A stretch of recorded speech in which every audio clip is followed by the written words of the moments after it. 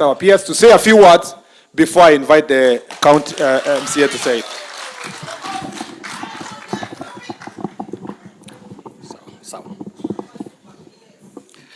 Thank you, Waziri. Let me once again recognize the leadership of Kisumu County, led by the Deputy Governor, His Excellency Dr. Willie, and the MPs, starting with the host MP, Mheshimiwa Oron, MP Koyo for Moroni, MP Rosa Buyu, and also our Senator. The Minister was just whispering to me that she's in charge of the elections of the dominant party, ODM, and that is why there was a bit of pandemonium when she arrived, to make sure that she's properly seated. Professor. Now, and also the MCAs who are all here, and the rest of the leadership, particularly, who work with us within the ministry. Na wananchi wote wa Kisumu. Amoso uno imoreur. Let me appreciate all of you, because it's not every other day that you find that you sit the whole day to talk to us and also to listen to your colleagues. And we've taken a lot of valuable lessons from the engagements and the feedback that we have had. And because time is long gone and spent, I just want to speak to 3 issues before we invite, or I invite the speaker, who will acknowledge the members of the county assembly who are here, and he hands over to the area MP. So number 1 is just to acknowledge and appreciate the leadership of Kisumu County.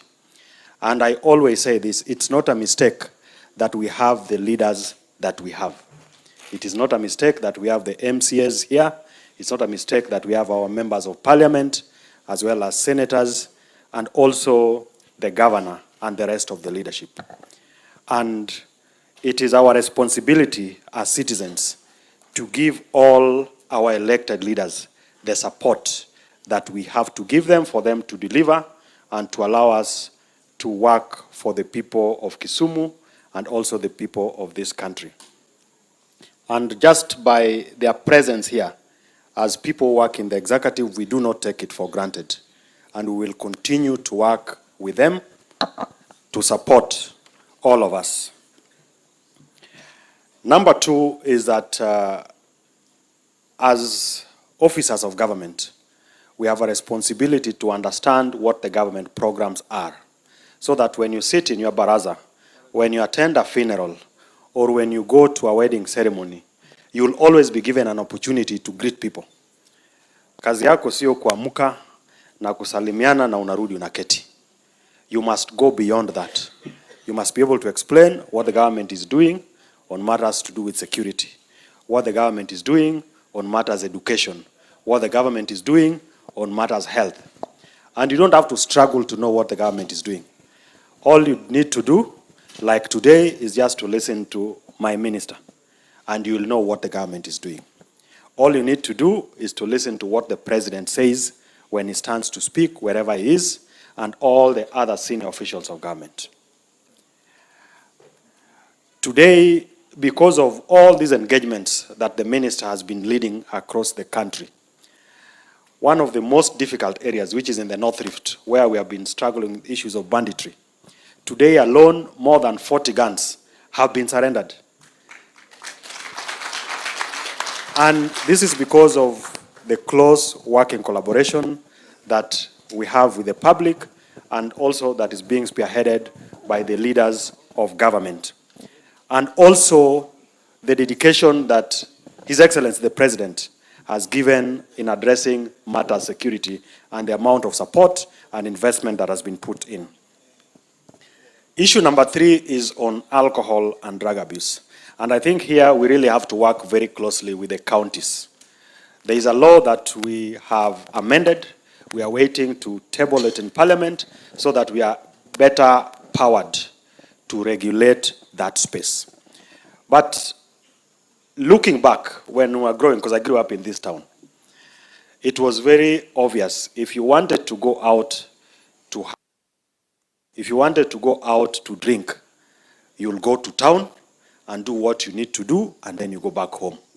Today, in every corner in our estates, outside our school compounds, there are liquor stores all over, there are bars all over.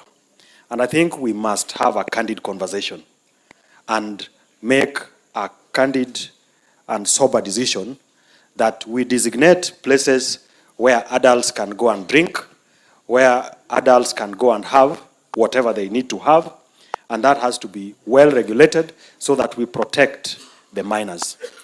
Just like the conversation on boda boda and matatu business, we must organize ourselves. And working together with all of you and the county governments, it is something that we must do. Lastly, is the issue of violence. There are issues of gangs, criminalities all over. We must agree as a start that violence cannot be used as a currency in transacting our politics, so that there is not going to be any exceptions to this. So if we are politicians, if we are looking for leadership, we must be able to converse and persuade people.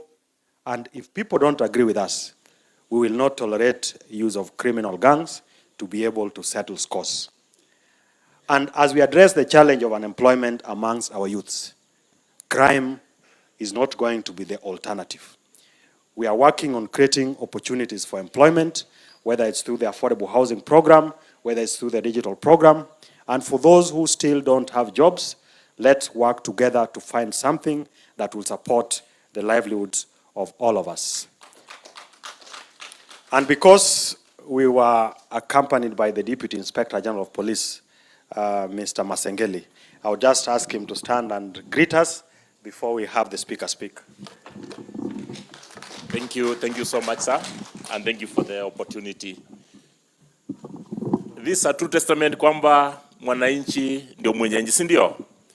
The leaders here, waheshimiwa, the deputy governor, the MCS, afande OCS, afande chief, afande waheshimiwa wote, the comrades power, is a true testament kwamba tumekutana hapo kwa sababu ya mwananchi, si ndio? I just want us to remind ourselves one thing. We as the National Police Service, we are striving to ensure that police stations become the center of excellence in policing operations. And these are calling where